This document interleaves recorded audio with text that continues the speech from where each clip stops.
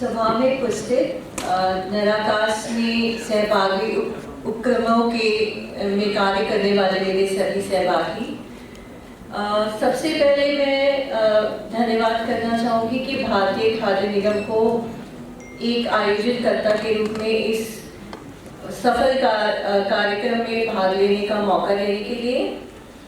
मैं भारतीय खाद्य निगम के अपने उद्भाषण को शुरुआत करी अपने कार्यालय के बारे में, अपने निगम के बारे में कुछ बताते हुए। हमारे भारतीय खाद्य निगम ने जो है अभी हाल में ही 14 जनवरी 2024 को 60वां स्थापना दिवस बनाया है। और हमारा जो मेन कार्य है भारत में खाद्य सुरक्षा सुनिश्चित करना। और इस कार्य की तरफ सबसे पहले हम किसानों से शुरू करते हैं, जहाँ पे कि भारतीय खाद्य निगम गेहूं और चावल को न्यूनतम समर्थन मूल्य पर खरीदकर किसानों को MSP सुनिश्चित करता है, हमारे कृषक भाइयों को उनकी उपज का लाभकारी मूल्य मिल सके। तो दूसरी तरफ खरीदे हुए अनाज का सुरक्षित, सुनियोजित और गुणवत्तापूर्ण भंडारण कर उस अनाज को देश के कोने कोने में उपलब्धता सुनिश्चित करता है।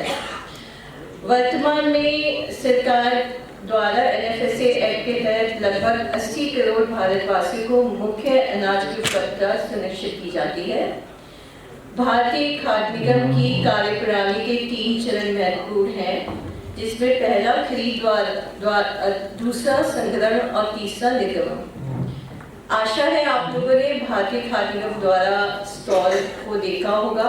साथ ही मैं यहाँ पे आए हुए सहभागियों को आमंत्रित करना चाहती हूँ, अगर आप भारतीय खाद्य निगम की कार्यप्रणाली के बारे में कोई भी आपको जिज्ञासा है तो आपका बहुत बहुत स्वागत है कि हमारे यहाँ पे जो दिल्ली क्षेत्र में जो आगार है वहाँ पे आकर आप देखिए कि हम लोग कैसे काम करते हैं।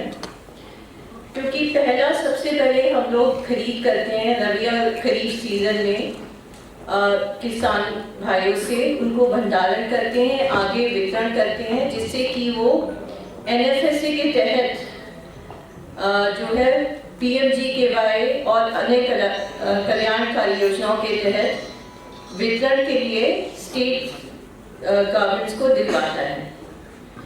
भारत सरकार कमजोर वर्गों की रियायती दरों पर विश्व की सबसे बड़ी अनाज वितरण योजना चला रही है और इस समय फोर्टिफाइड चावल का वितरण वर्तमान में कम खर्च में कुपोषण मुक्त भारत के लिए बेहतर विकल्प के रूप में उभरा है। इसके अतिरिक्त हमारे यहाँ बहुत ही उत्साह से हम लोग सब हिंदी में कार्य कर रहे हैं। मेरे विभाग में इस समय मैं दिल्ली क्षेत्र की बात करूँगी तो लगभग 98% कार्य हिंदी में हो रहा है और हमारा हमेशा प्रयास रहता है कि हम लोग 100% कार्य हिंदी में करें। हम लोग विभिन्न कार्यक्रम हिंदी में समय समय पर आयोजित करते रहते हैं, जिसमें हमारे कर्मचारी बढ़ चढ़कर हिस्सा लेते हैं।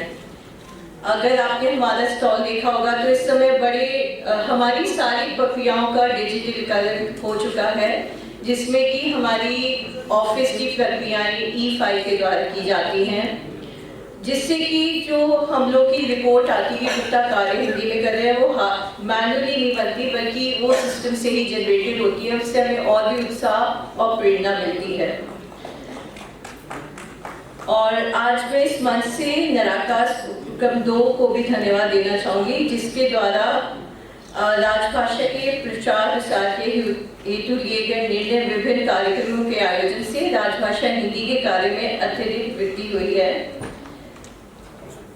हमेशा इस कार्यक्रम में भाग लेने में हर बार उद्बोधन से, अन्य अधिकारियों के अनुभवों से हम लोगों को बहुत उत्साह मिलता है। हिंदी भाषा के बारे में नई नई बातें पता चलती हैं और हम सबका अपना हिंदी के साथ हमारी अपनी कोई निजी यात्रा है जो कि हमें पता चलती है।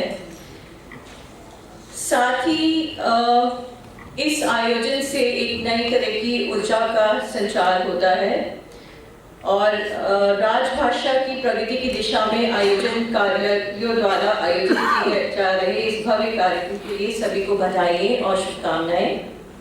धन्यवाद।